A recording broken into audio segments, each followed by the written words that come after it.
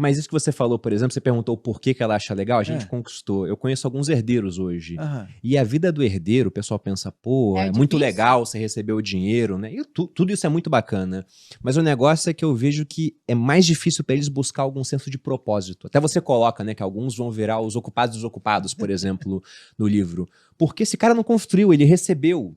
E aí fica aquilo, será que eu tenho que trabalhar no negócio da família ou conquistar meu próprio rumo? Mas ao conquistar o próprio rumo, dificilmente ele vai ter tanto sucesso quanto os antecessores dele, né?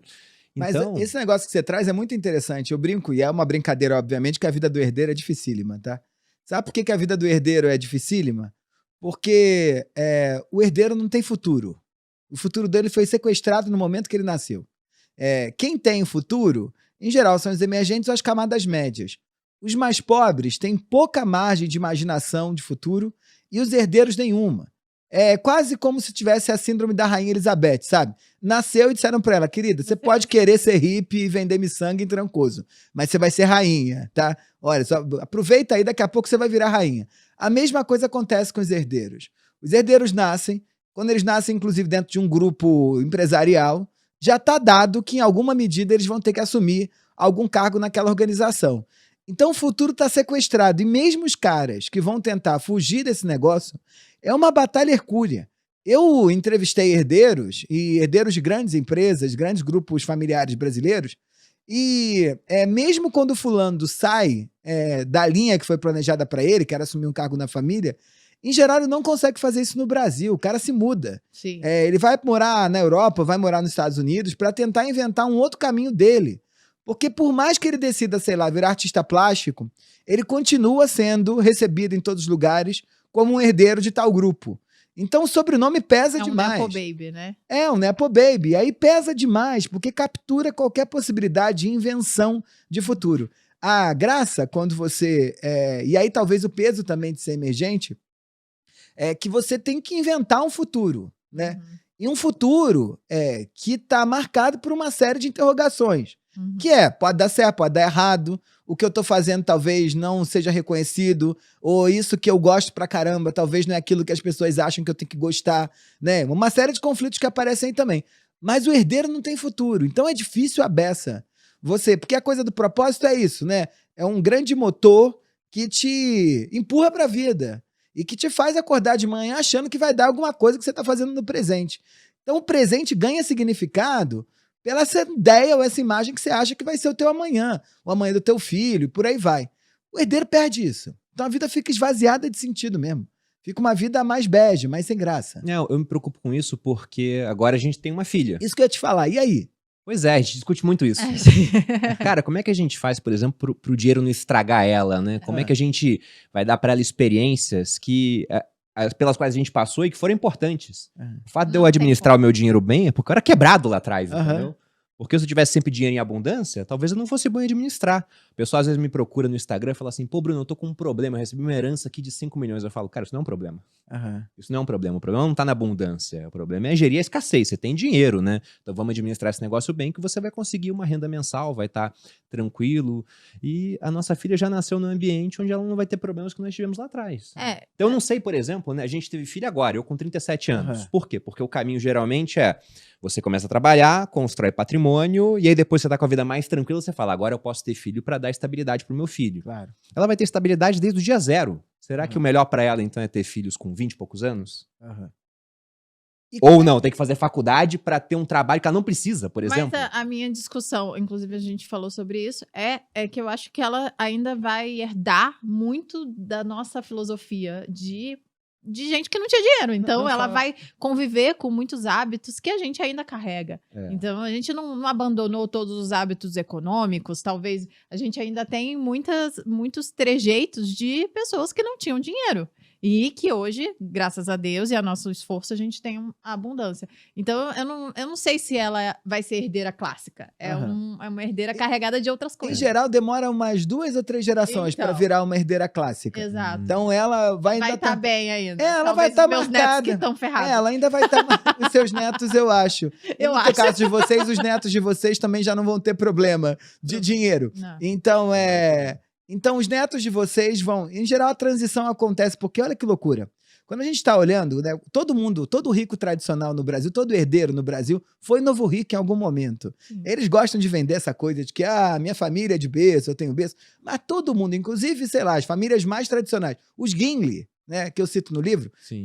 foram novos ricos. Assim, a família, ela vem do sul do país, ela começa com uma loja de tecidos no Saara, no Rio de Janeiro, uma junção muito importante do bom gosto que o Gimli tinha com o sócio dele, que era versado em línguas. Eles começam a fazer importação de produtos, ganham uma importância na elite carioca e eles vão ficando ricos. Então, qual é o momento que começa a marcar uma coisa do herdeirinho tradicional? É na segunda geração, assim, quando a gente esquece ou quando a gente já tem a possibilidade de se afastar de quem inventou o dinheiro. Uhum. Então, quando os netos de vocês e os bisnetos de vocês vão ser mais tradicionais, porque é um momento onde a gente não tem muito detalhe de como é que a pessoa que inventou esse dinheiro ou conquistou esse dinheiro, que vida que é essa que ela viveu antes e que vida que é essa que ela inventou depois. Quando a gente esquece isso, já começa a aparecer uma tradição. Aí, por mais 2 gerações, o dinheiro já começa a ser dividido. Porque vai aparecendo um certo fastio em relação ao trabalho produtivo tradicional, né? Então, aparece o primeiro antropólogo, sei lá, aparece o primeiro artista, aparece gente que não está tão preocupada assim em desenvolver esse trabalho, mas a sua filha eu acho que não vai ter esse dilema. Mas que momento que vocês acharam assim, olha, eu acho que marcos são esses quando vocês acharam? Acho que a vida está mudando, assim, eu estou ganhando dinheiro mesmo. Porque por mais que você se compare, quando você disse, eu não me acho rico, mas me sei que sou rico, a gente não é rico igual os outros ricos como vocês talvez podem conviver, mas todo mundo tem plena consciência do privilégio que vive, assim. Você sabe que a tua casa não é normal, o teu carro não é normal, né? O teu relógio não é normal. Você sabe tudo disso, assim. Então, mas quando é que você achou que a tua vida tinha mudado? Tem um marco o antropólogo interessante. perguntando. Não, porque, por exemplo, eu ia na casa de algumas pessoas e o pessoal fazia Nespresso. E eu não fazia, aquilo pra mim não entrava na cabeça. Eu falava, nossa, aqui é muito caro. Por que não faz um café coado como a gente fez? Aí quando a gente comprou a máquina de Nespresso, que aquilo não era mais um problema, eu pensei, a vida tá mudando. Mas nessa época eu ainda voltava pra casa pra tomar o café. Não, e a Malu, por exemplo, no restaurante, ela achava... A gente é casado há muito tempo. A gente é casado desde quando a gente não tinha dinheiro nenhum. A gente veio junto, construindo. A gente Mas a Malu, por exemplo, 17 anos. ela em restaurantes, né, sei lá, a conta dava R$1.000. E no final o garçom falava, quer um cafezinho? Ela, não. O café era tipo R$12. Vou tomar em casa. Eu falei, amor, a conta deu 1.000. O café de 12 que é o problema, entendeu? Mas a gente tem essas coisas ainda, né? E a Maria Tereza talvez não tenha.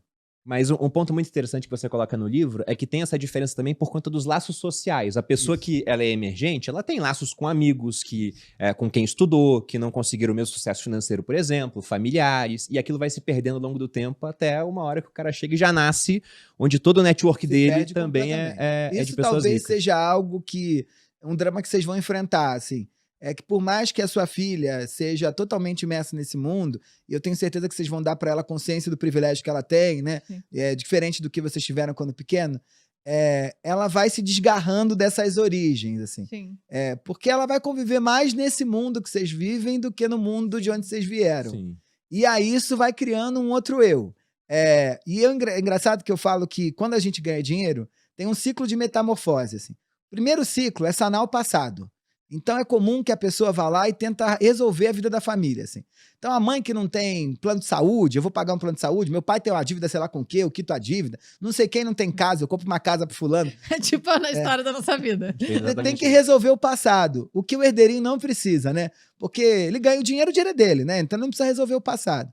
Aí tem um segundo momento que você vai ter que começar a batalhar para entrar nesses novos círculos de relação, que vão te cobrar uma transformação do eu. Então, a marca de roupa que você gostava certamente não era Oficina. Era outra. Eu comprava na C&A. Isso, comprava isso no fast fashion. E aí você começa a dizer, opa, tem um momento que você fala, não posso mais usar isso, assim. Ou eu posso mais. Tem um descompasso entre aquilo que você precisa e aquilo que você acha que pode. Eu entrevistei um grupo de meninos que tinham formado uma startup e eles venderam por uma grana preta. E eles tinham uma renda de Prolabore quando a startup era deles, em torno de R$8.000. E aí eles vendem, cada um deles consegue 200 milhões, 180 milhões, uma grana assim absurda. E aí, o cara sai do salário de 8 mil para um patrimônio de 190 milhões. Quando ele olhou aquele dinheiro, eu perguntei pra ele assim, o que vocês vão fazer agora com essa grana? Assim, a gente vai fazer uma coisa que a gente sempre quis fazer. Aí um queria viajar muito, e ele comprou uma passagem pra Tailândia.